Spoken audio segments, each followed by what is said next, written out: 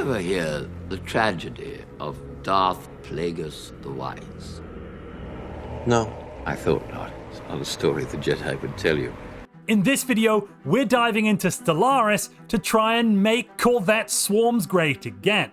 We're going to be looking at a build which will maximize our leader's starting level, allowing us to start with destiny traits unlocked for the leaders that we recruit. And yes, if you're thinking that sounds a little broken and wrong, you'd be absolutely right. We will be playing this on the latest patch, patch 3.10.1, which is currently in beta, but on Thursday the 23rd of November, it will release in full release. This is important because there have been a bunch of balance changes that have reduced our ability to try and get this to work. But don't worry, ladies and gentlemen, it is still possible. So let's achieve our destiny and bring back Corvette Swarms with the Agents of Buckler, the Empire I am going to use today to show off not only how we can maximize our new Destiny leaders, but also how Corvette Swarms can be made great again. The starting point of your Empire doesn't have to be the same as what you see on screen now. The most important parts are that we are some form of authoritarian and militarist. We cannot be egalitarian of any degree, and I would recommend taking spiritualist over materialist, as spiritualist leaders have a higher chance of rolling a specific destiny trait that we really want to get our hands on. Otherwise, when it comes to authority, you can pick any of the three authorities here that you'd like, but later in the game, we really don't want to be imperial or dictatorial, as they both reduce leader pool size by 1. Whereas oligarchic does not do that, and we want to keep our leader pool at the maximum level possible. Taking a look at civics, Vaults of Knowledge is very nice for increasing our leader starting skill level and effective counselor skill right from the start of the game. When I combine that with oligarchic, I'm going to be completing agendas pretty quickly compared to other empires. And later on, you definitely need Vaults of Knowledge in order to get this build working. But you could choose not to pick that from the very start. For my second civic, I'm going with Masterful Crafters. By combining that with Spiritualist, we'll actually start with 3 industrial districts, and that means that we'll get an additional building slot right from the very start of the game, on top of that lovely +2 trade value and +1 consumer goods from our artisans, who were replaced with artificers. Looking at our species traits, Talented is going to be very, very useful. We want to maximize our leader upkeep reduction, as we're going to have quite a few high-level leaders. Everything else, though, is entirely up to you. You could pick any origin you would like to start this build off, though I suspect Common Ground may be the most surefire way of getting to the right place as early as possible. This allows you to start as a non-hegemony federation. Although your guaranteed habitable worlds will be replaced with Federation members, you can use those Federation members to go out and find other empires and then conquer their planets and use their guaranteed habitable worlds. If you choose to go with something like Prosperous Unification instead, that's absolutely fine, but you will need to find and befriend an alien empire in order to form a military federation. What we're going to achieve by the end of this is the ability to recruit level 8 leaders right out of the gate. That means we will be able to select our destiny traits for these leaders immediately. And the destiny trait we are going to go for is the Genius Armorer trait. But how can we make it so that it is possible to recruit level 8 leaders? Before I answer that question, we need to talk about the Humble Bundle Black Friday sale. You can support this channel and get great deals on a host of games and DLC, including Stellaris, by following the link down in the description below. Sale ends November the 28th. Well, first off we have Vaults of Knowledge. That increases our leader starting level by 1 to get us to level 2. Distinguished Admiralty will add another 2 leader starting levels to our commanders, putting us up to level 4 for recruitment. It's also very nice to take Meritocracy while you're recruiting these leaders. That's going to be granting you +1 additional leader trait options. Unfortunately, as of patch 3.10, Champions of Empire no longer grants us +1 leader starting level, it instead grants us +1 leader starting trait. So the aptitude tradition, whilst nice, is entirely not relevant for getting level 8 leaders. It is good to get this minus 25% leader upkeep and plus 1 leader pool size from specialist training, but otherwise you really don't need aptitude for this build, which is kind of terrifying. Supremacy, on the other hand, is essential. War games will grant us plus 1 commander capacity, putting us up to a total of 5. Also, taking Polytechnic education can be quite nice to boost our leader pool size yet further. Having a large leader pool size will mean that we get the maximum chances at rolling the destiny traits that we want. Do you remember that Federation we talked about earlier? Well, having a Martial Federation and getting it up to level 3 gives us the Naval Tradition perk. This perk grants another plus 1 commander starting level, putting us up to level 6. We're 2 levels away now from that magic level 8 for our starting leaders. And if you're enjoying this video, please reveal the destiny of that like button. And this is where we have to turn to the dark arts of biological technologies. Capacity Boosters is a tier 4 technology that unlocks the Leader Enhancement Capacity Booster policy. This policy grants plus 2 leader starting levels, plus 20 years lifespan, and plus 200% leader cost and 100% leader upkeep. Those increases to cost and upkeep are quite a lot, but they do not make this strategy unviable. As you can see, our cost here is all the way up to about 8,000 or 7.5, and the upkeep is up to 28. 7,500 unity is a lot, but later on in the game that is orders of magnitude less than a tradition pick or trying to ascend your planets. In fact, you could probably recruit all 3 or 4 leaders in your pool for less than picking another tradition, which means you should definitely be able to recruit all of them every 5 years as your leader pool refreshes. Getting the capacity booster technology is the largest barrier behind completing this strategy as early as possible. So let's go through how to get it and how to maximize our chances of getting it. To start this journey off, I'd recommend trying to get a scientist on your council to have the expertise biology trait.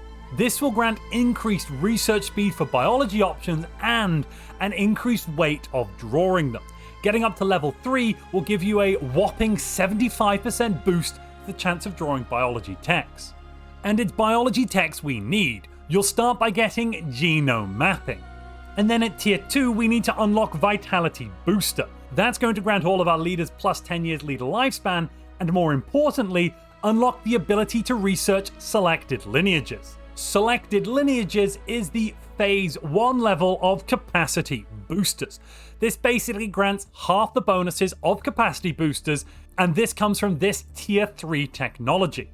How do we maximize our chances of drawing this technology? Well, of course, as it's a biology technology, we will want that expertise, but we can also boost it by taking the Technological Ascendancy Ascension perk, increasing the chance by 50%.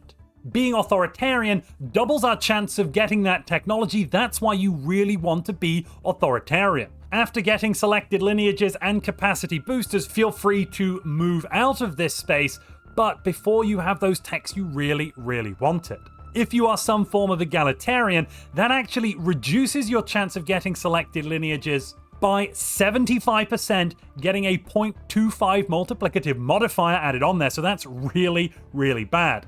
And if you're fanatic egalitarian, you simply cannot roll this technology whatsoever. So this build really is an authoritarian-based design. Capacity Boosters is then the upgrade, the direct advancement from selected lineages, and is tier 4. So to get here, we do have to get to tier 4 in biology technology, but that shouldn't be too difficult. You should be able to achieve that in the first 50 to 60 years of the game, possibly faster if you really rush for technology. After our leader pool refreshes with all of these combined bonuses, we're going to be getting level 8 or above, if you're very lucky, leaders.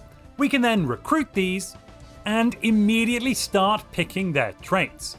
Remember, these are going to be counselors, so you must go down the strategist route, and I would recommend you take Armada Logistician, or when it's finally fixed, Military Pioneer. Combining those prerequisite traits with being a spiritualist leader, that's actually the leader with the most likelihood of any military leaders to draw this one, we want to take Genius Armorer. When you finally get 4 leaders with Genius Armorer, you can then reform. With this reformation, you'll want to take civics that enable you to put only commanders on your council.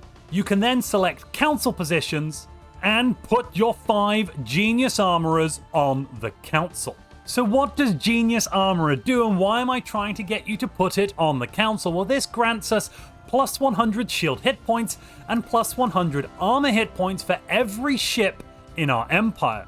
We also get plus 20% armor and shield hardening. So with 5 of these traits stacked on the council, make sure your ruler is elected as an admiral, of course, with the Genius Armorer trait, then we're going to get 500 shield and armor hit points per ship and 100% shield and armor hardening. That will let us construct these Swarm class Corvettes. I filled them with disruptors because those disruptors have maximum accuracy and tracking, whilst yes, a short range, but you've got very, very, very fast ships when it comes to these Corvettes. Looking at their stats, they don't look too impressive. 200 hit points is very low, 600 armor, and a small amount of shields, 220. We do have maximum evasion, however, so anything with low tracking is going to find it very, very difficult to hit us. Later on in the game, with sensors and the like, you can expect most tracking to be at around 30 or 40, so you'll be negating about 40 or 50% of all the shots that come in to hit you, unless they have high tracking. This ship, because it is a Corvette, is also relatively cheap. We can build 8 of these for a base of around 1600, which is slightly cheaper than building a single battleship, and a bit cheaper than building 2 of these destroyers.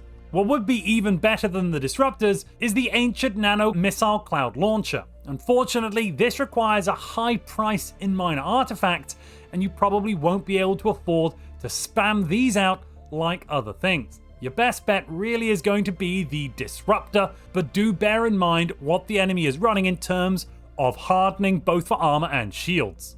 The real reason we're going to be going with Corvettes is that it maximizes the effects of Genius Armorer.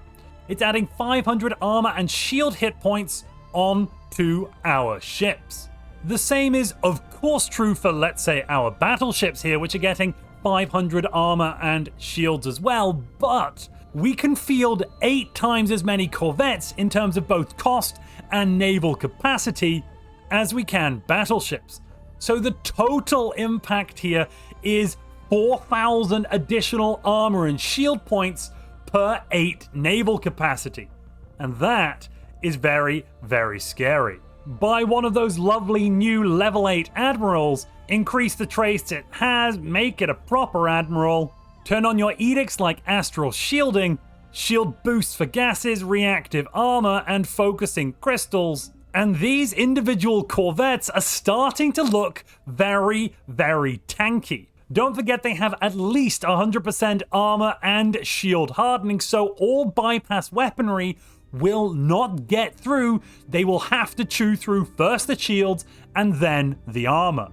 Being able to recruit level 8 leaders is the crux of this build because it means we don't have to level our leaders up. Instead, we can simply buy them ready-made. We can unwrap that delicious candy wrapper, and if we're unlucky enough to just not get that destiny trait that we need, the Genius Armorer, well, we can throw the candy away and dip our hand back into the bag. You do need to be a little bit careful as the military fleet power of your Corvettes is a little bloated. They will generally lose to fleets of equal military power and can be countered by high tracking weapons. But honestly, a lot of people are not going to see this coming, especially AI empires. Good luck, commanders, and happy shooting.